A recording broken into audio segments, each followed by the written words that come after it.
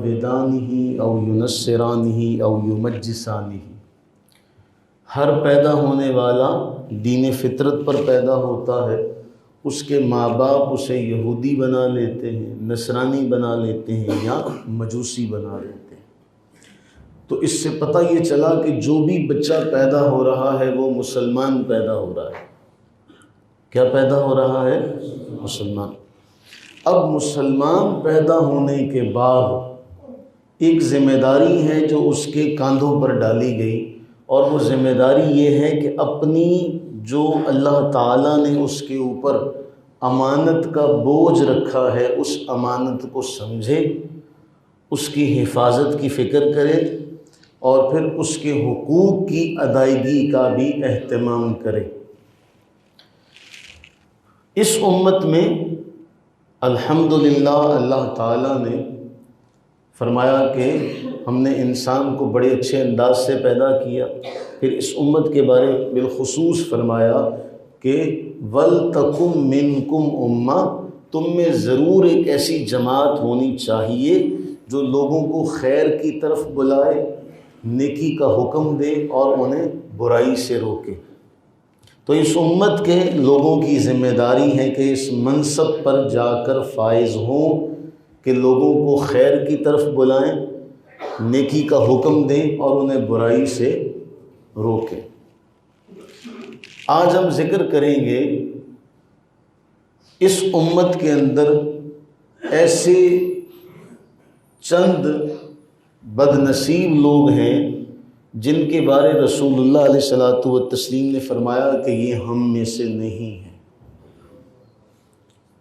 یہ ہم میں سے نہیں ہے۔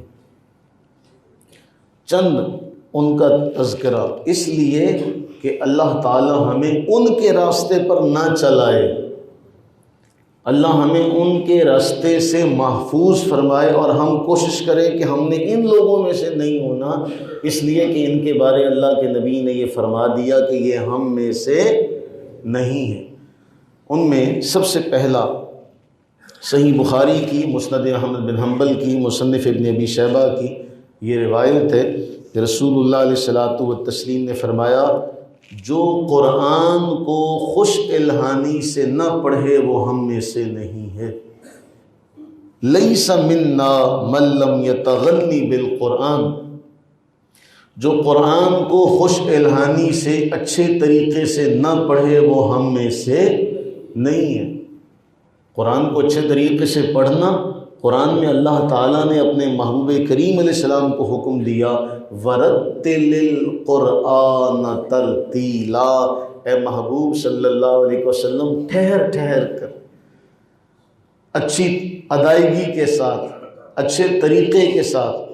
تو رسول اللہ علیہ السلام نے اس طرح کے جو مفہوم آپ کی ان فرمودات کا بنتا ہے کہ جب بھی کوئی قرآن پڑھے تو وہ اپنے اعتبار سے اچھے طریقے سے اس کو پڑھنے کی کوشش کرے، یعنی گا گا کر نہ پڑھے، اس کی ادائیگی کا صحیح طور پر اہتمام کرے۔ جو اس کو صحیح طور پر ادا نہ کرے، اس کی ادائیگی کا صحیح اہتمام نہ کرے، اللہ کے نبی فرما رہے وہ ہم میں سے۔ میں اس کی ایک مثال دوں۔ آج ہمارے ہاں بڑے بڑے ادارے قائم ہو چکے ہیں جو صرف انگلش بولنے کا، انگریزی بولنے کا لہجہ سکھاتے ہیں، اور اگر آپ اس لہجے کے مطابق بات نہ کریں تو ہمارے جدید دور کے جو لوگ ہیں وہ کہتے ہیں یہ پڑھا لکھا نہیں ہے، یہ ان ایجوکیٹڈ ہے، اس کو اویئرنیس نہیں ہے، اس کو بو تک نہیں ہے کہ کیسے بولنا ہے، اس کو شدھ بدھ نہیں ہے۔ دو لہجے ہیں ہمارے ہاں انگریزی کے، ایک امریکن ایک برٹش۔ اب ان لہجوں کو سکھانے کے لیے بار بار بٹھا کر کمپیوٹر کے آگے کہا جاتا ہے جی اس کو اس انداز سے پڑھنا ہے، اس کو اس انداز سے پڑھنا ہے۔ اگر آپ ایسے نہیں پڑھیں گے تو گورا یہ سمجھے گا اس کو میری زبان صحیح نہیں آتی، اس کو برا لگے گا کہ آپ اس کی زبان صحیح نہیں پڑھ رہے، آپ اس کی زبان صحیح ادا نہیں کر رہے۔ تو بتائیے اگر آپ ایک دنیا داری کا لحاظ رکھتے ہوئے، ایک بندے کی رعایت کرتے ہوئے اس کی زبان سیکھنے کا اہتمام کرتے ہیں، تو جو رب کا کلام ہے جو رب کے سامنے پڑھنا ہے، جس کے بارے میں فرمایا کہ رب سنتا ہے جب تم اس کا کلام پڑھتے ہو، تو اس کو پڑھنے میں کتنی رعایت کرنی چاہیے۔ لیکن ہمارا کردار جو ہے وہ نظر آتا ہے واضح۔ قرآن فرما رہا ہے یعلمون ظاہرا من الحیات الدنیا، یہ دنیا کا علم رکھتے ہیں، آخرت سے غافل۔ تو فرمایا جو قرآن کو خوش الہانی سے نہ پڑھے، ترتیل سے، تجوید سے نہ پڑھے، وہ ہم میں سے نہیں۔ اس کی مثالیں ہم نے کئی بار پڑھی ہیں، جس طرح لفظ ہا ہے، الحمدللہ، ہا، لیکن اگر اسی ہا کو صحیح طور پر نہ پڑھا جائے تو الحمد کا معنی معاذ اللہ ثم معاذ اللہ اتنا خراب ہو جاتا ہے۔ جب کسی کپڑے کے بارے کہا جائے نا کہ کپڑا پرانا ہو گیا، تو کہتے ہیں حمید الثوب، کہ یہ کپڑا پرانا ہو گیا۔ تو جب آپ الحمدللہ کے ہا کو ہا پڑھیں گے تو بتائیے پھر معنی کیا بنے گا؟ اللہ تعالیٰ سے دعا کریں کہ مولا کریم ہمیں قرآن خوش الہانی سے پڑھنا نصیب فرمائے۔